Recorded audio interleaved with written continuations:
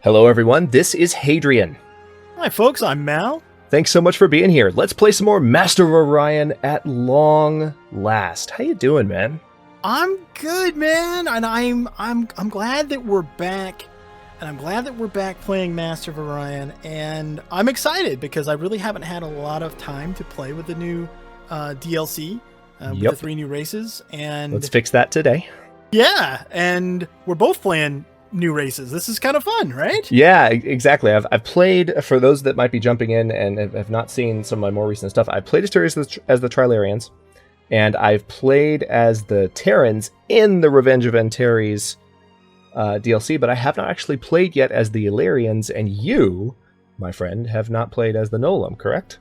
I have not. I really like them from Master of Orion 2, so it'll be interesting to see how well they've implemented both of these actually into this new version. But yeah, I've been wanting to play the Space Cows, so I'm glad that I'm getting an opportunity to do that.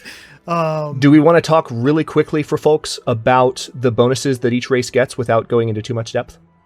Yeah, let's do that real quick. So okay. You first. Why don't you do? Well, no, you go first, sir. You first. Okay, fine.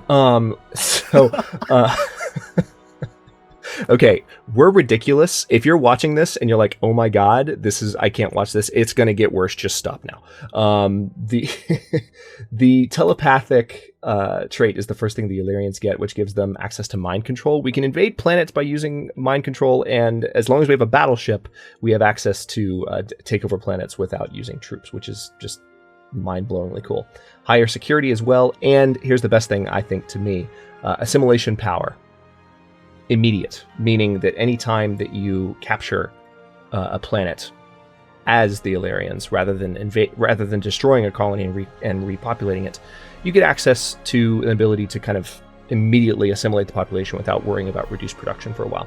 Omniscience. That's got some pretty cool game implications, because not only do you instantly get the colony, but beyond that, you also don't have to waste your time or effort doing like alien control centers or any of that tech related to it. Exactly. Also, improved negotiations we get as well. So just in terms of being able to arrange treaties and agreements with other races, we'll do a little bit better because we have these telepathic abilities. But even better than telepathy is omniscience. Omniscience basically gives me access to see everything that's going on. Yes. That's not very powerful. Beginning. That's not powerful. Actually, yeah, it's UP. It's underpowered. It's totally not the opposite thing. Beam attacks plus 25%. So those of you who have been watching Return of the Terrible Terrans, that's something we've been enjoying there, and I'll get that here as well. And then finally, beam defense, which I do not have on my Terran series, is 25% higher than normal as well. So beam weapons are even better for the Elerians than for the Terrans, and that's a lot of fun. You, sir, your turn.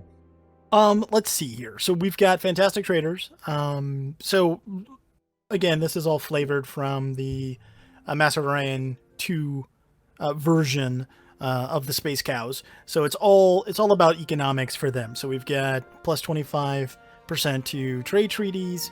We get 100% from trade goods project. That's where if you've got a colony idling and you just want them doing something, they can produce additional credits. That's really not, I don't think any of that's that big a deal. What is a big deal is the plus 50% by population of the credits that you get, which is significant.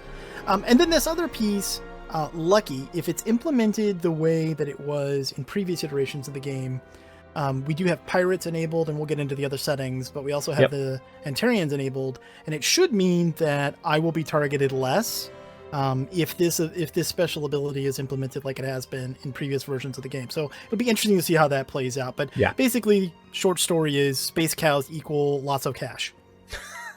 Exactly. It's really and then your least favorite thing, which I don't think you even mentioned because you hate it so much, is you do have the low gravity homeworld. You know, it's kind of a hit or miss. Sometimes it can be decent, actually. You know, it's not too bad. Yeah. I love how I said that we weren't going to go into too much detail, and then we pretty much went over every detail that we could have there. But anyway, it's okay. Game settings really quickly. We'll blow through these. Yeah, we'll go through these really quickly. You can see them here: circle, medium size. We're going to play with high density, planet density by star, which is something we haven't done previously, but we're going with it. Hadrian's done that in some of his more recent series. He really likes it. I trust his judgment. So it's awesome. Difficulty level, we will be playing on Extreme as we have in the past. So for those who are not familiar, here's the difficulty levels. Extreme is the most difficult choice. For AI opponents, we're doing quick game pace, and if you're not familiar with that, it basically just gives you normal research and then fast production and fast growth. Turn timer is off. Random events are on. We have pirates. We have pirates, Hadrian. Finally, we have pirates. We had a discussion about this before the episodes started, and I really feel like they've been balanced pretty well in the most recent version of the game, the Revenge of Antares DLC. So I think the advantages of being able to kill their bases and acquire extra population and or credits and or other things could potentially overrule our previous qualms with them, particularly because I'm playing as the Illyrians, so we're immediately going to be able to see, I think, anywhere a pirate base pops up, and I can at least try. I'm not going to promise that I'll always be good at like catching it every time, but I have the ability to say, hey, look, you've got a pirate base popping up now, you keep an eye out. So we should be able to handle them. I think too that the fact that, you know, even though we're playing on Extreme, which is don't kid yourself, folks, it's the AI gets all kinds of crazy bonuses on Extreme, and they're why very are we doing aggressive. this again? Well, because we always do. We're gluttons for punishment. But the fact that you have the ability to see the map and can scout for us, particularly in the colonial expansion phase, I think is going to be huge at helping us out. Yep. We're leaving in monsters. Were the minor civilizations was left in early access 3 returned in 2 patches ago. It was or actually I guess it was tied to the DLC release too. Yes. So minor civilizations is back, so we're going to leave that in. We're going to allow racial traits, balanced starting conditions, and then for victory types, we're getting rid of max score or max turns because that screwed us last time. We could have won. Yeah, it really sucked. I mean, the clock literally just ran out on us because we had it at 500 turns, and if we had a what do you think? Maybe even another 40, 50 turns, we could have won? Oh yeah, we were there. It was fine. But at least we had the satisfaction of knowing that we had the momentum going in. But this time, we want to actually, try and have a victory. Like, actually beat the game. Right, actually win. So there's 3 ways for us to win. We can completely take over the galaxy, we can get an economic victory, or we can defeat the Antarians in their home system, in their pocket dimension. Those are the ways that we can win. Indeed. I think that's everything. Yeah. Do you want to play? Let's do it. I hope everyone's excited as we are. Let's get into it. All right, let's jump in.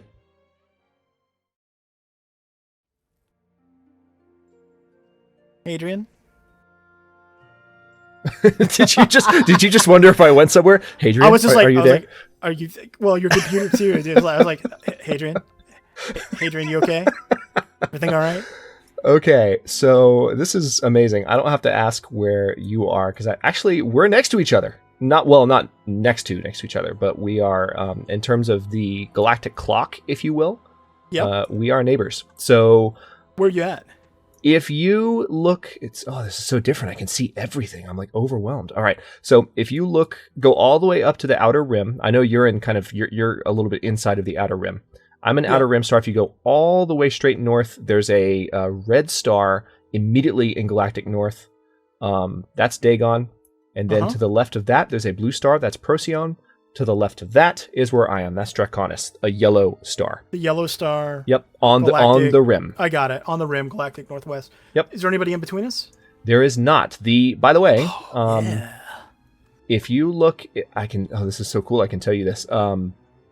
If you look south of you, not the one, there's 2 yellow stars. One is slightly west. The other one is straight south, a little bit further down. That's Trilar Prime. So the Trilarians are not a whole. You would do well to expand to the north and to the east initially, where you can. So just kind of keep that in mind. Well, how many connections do they have off of their system? Because if I take this, they actually. Is there anything decent in that system right next to me, that Cremon or whatever? The one that's directly southwest of me. Comorium. Yeah. that was an atrocious. As I put my foot in my mouth, that was an atrocious pronunciation. Comorium actually, has See, we're going to spend our entire first episode just talking about how awesome the map is. It has an 11-pop artifact world, arid, abundant.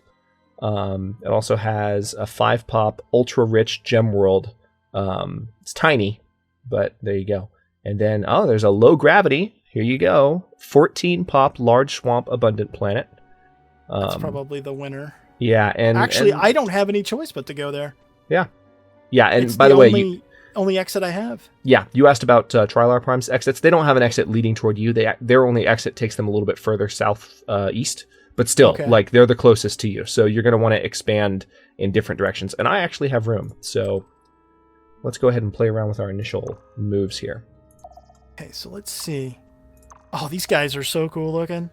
Yeah, I'm excited. The space cows. I really like them well. on the research screen. They look awesome. Yep. I'm gonna go ahead and dive in, take a look at my ships, because I've again never played as the, let alone with you, but on YouTube or alone, I've never played as the Elerians before. So this is my first time kind of seeing their ships up close, what they look like.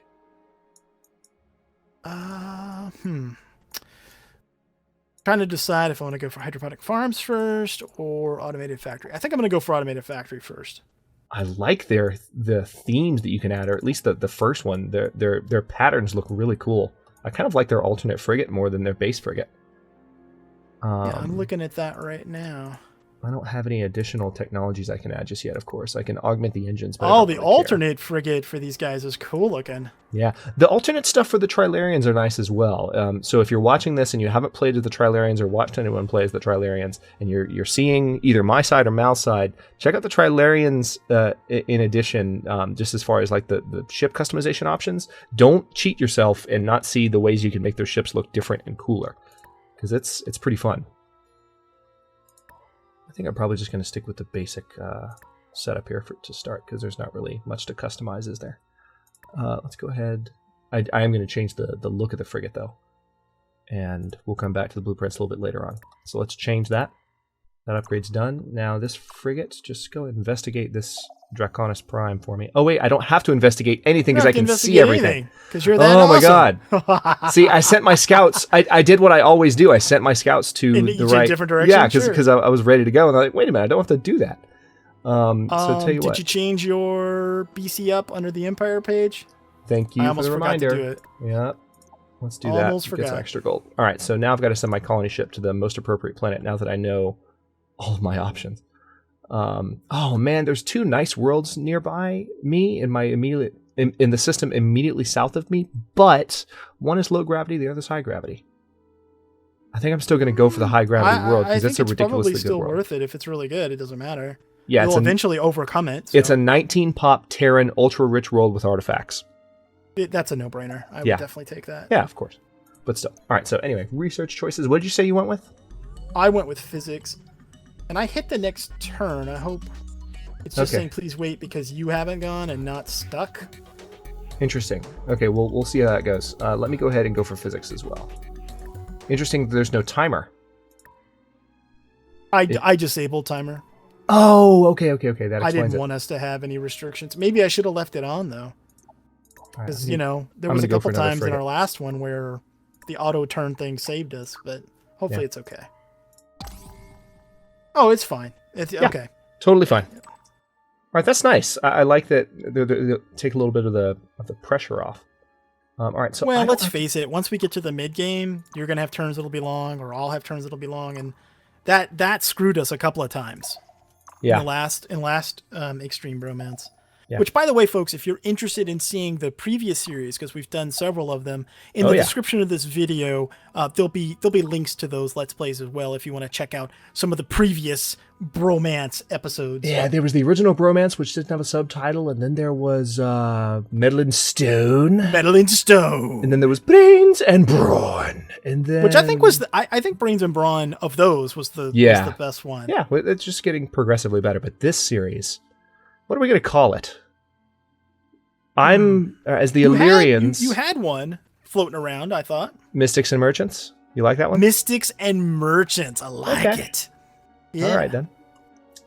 Let's roll with that. I'm going to keep my... This is so interesting. I don't have I don't have to scout. Like it's completely changing my outlook. I guess I can spend my time looking around. By the way, you don't have any pirates near you right now. I can see them all. Just out of curiosity, if I go north to this red star, is there anything decent there? North of Comorium? Yeah. There is, actually. Oh, wow. There's an 11 pop ocean planet. It's poor mineral classification, but it has gold, so that'll make up for it. Okay. And then there is a 7 pop tundra world with normal gravity, and it's abundant.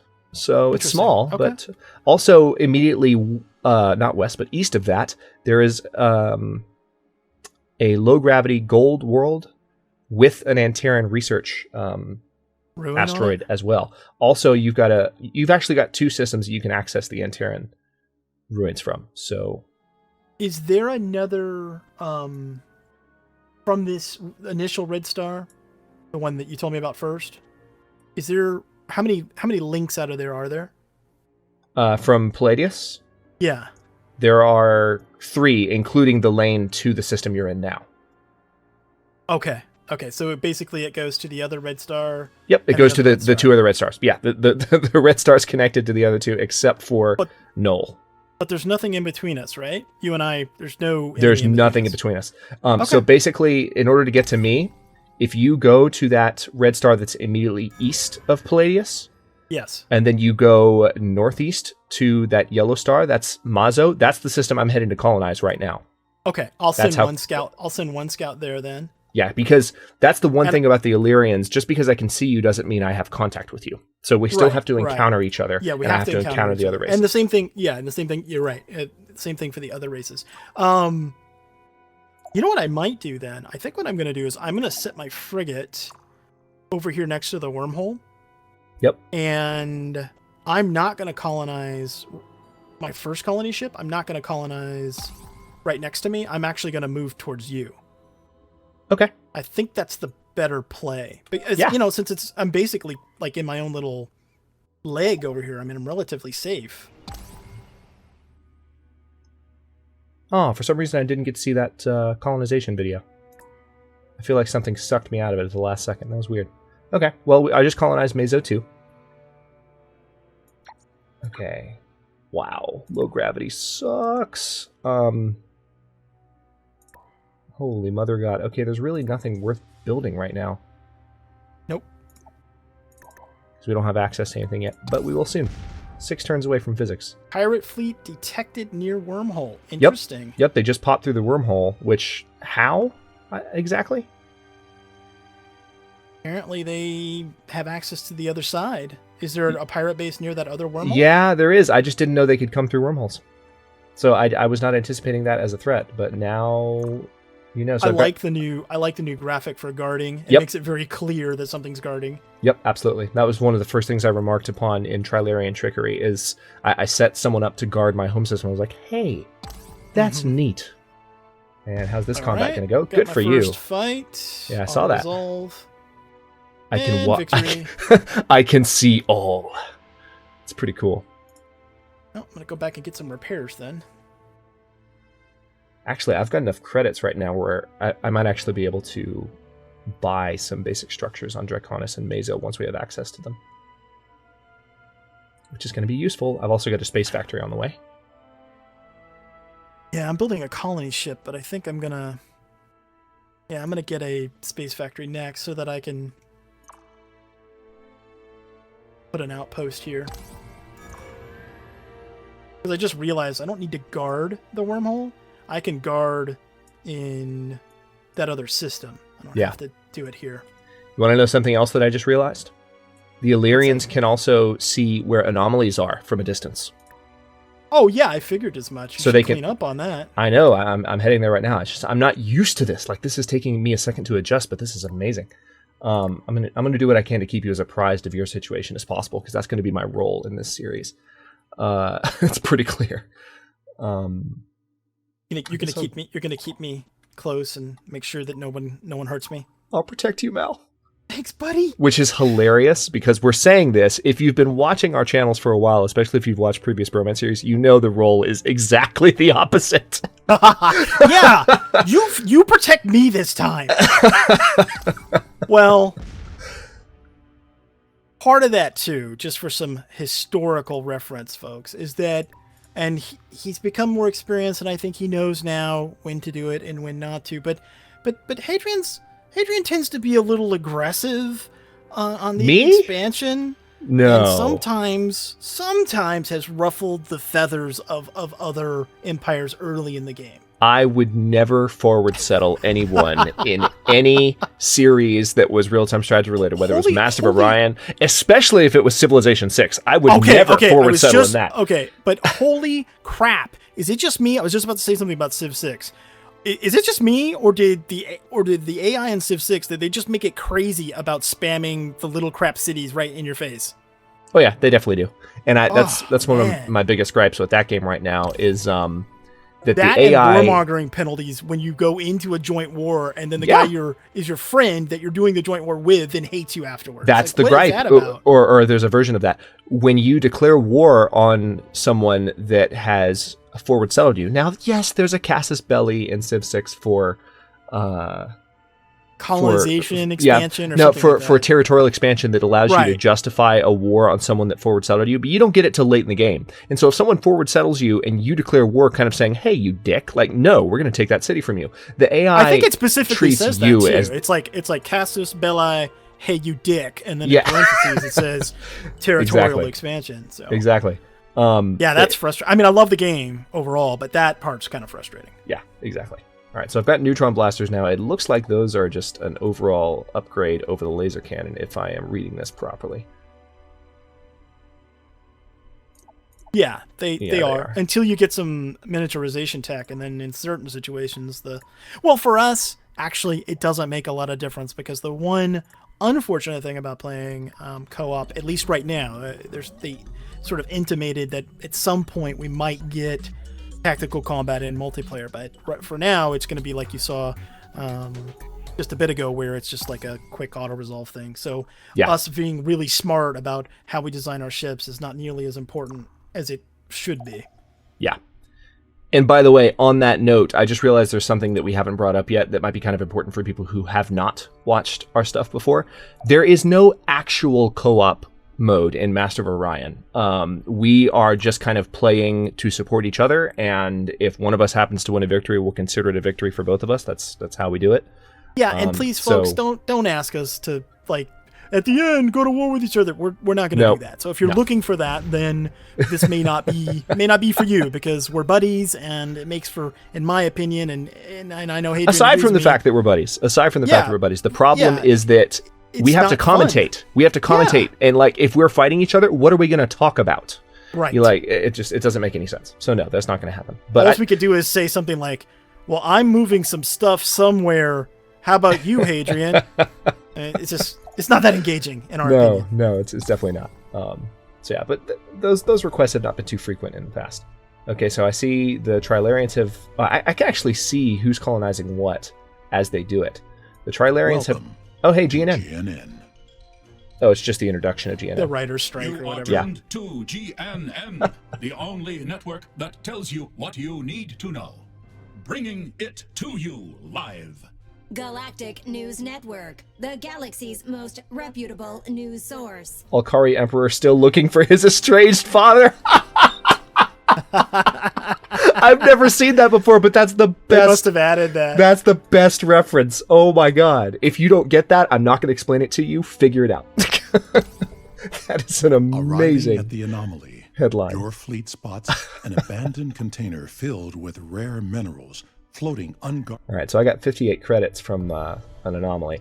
Okay, it seems like I can see everyone as they expand here. This is nuts.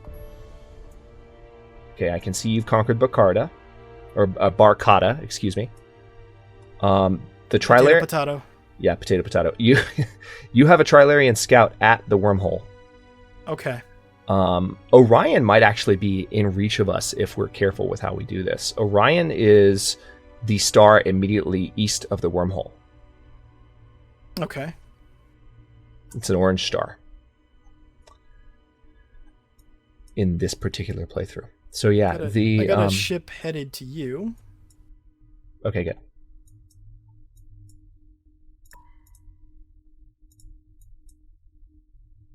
I've got another colony ship in production on Draconis. Oh yeah, I need to purchase my factory on Meso. It's just a scout, right? No armed vessels at the wormhole? It is just a scout. Okay. And just a scout in the next system. Their only armed vessel is a frigate, and that is in Trilar Prime. By the way, you have an artifact that just popped up west of Comorium. Okay, thank you. Man, this you being able to scout thing is awesome. I'm loving it, man. This is fun.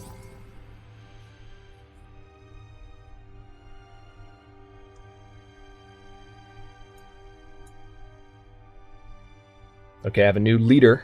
I've gotten in the habit of reading these aloud, so pardon me. It is rare to see a Galaxy Watcher away from the safety of Draconis, and even more unlikely to see them commanding a ship. Ryu was born with a gifted analytical mind and would have made an exceptional leader, but the matriarchal system of Elerian society prevented his success. Ryu left the Philosophers using his skills, training, and telepathic abilities to take on dangerous missions that allow him to prove himself.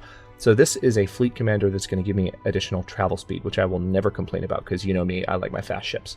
So let's hire them. It's very useful.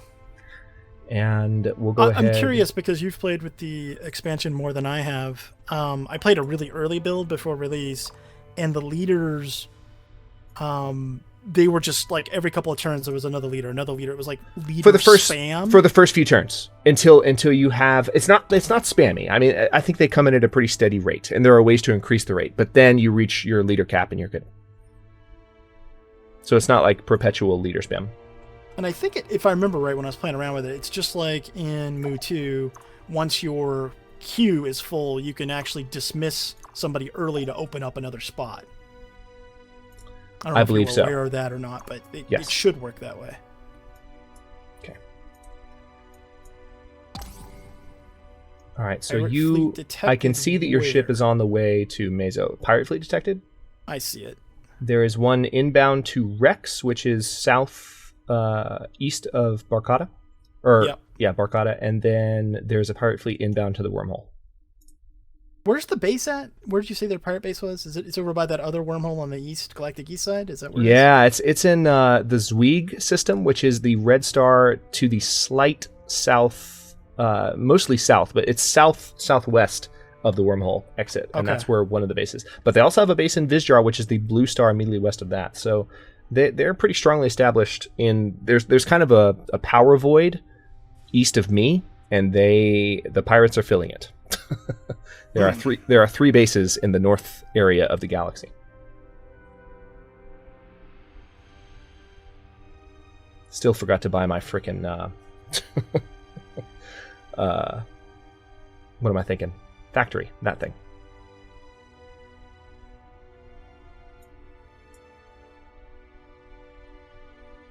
I wonder if I can see your moves as you make them,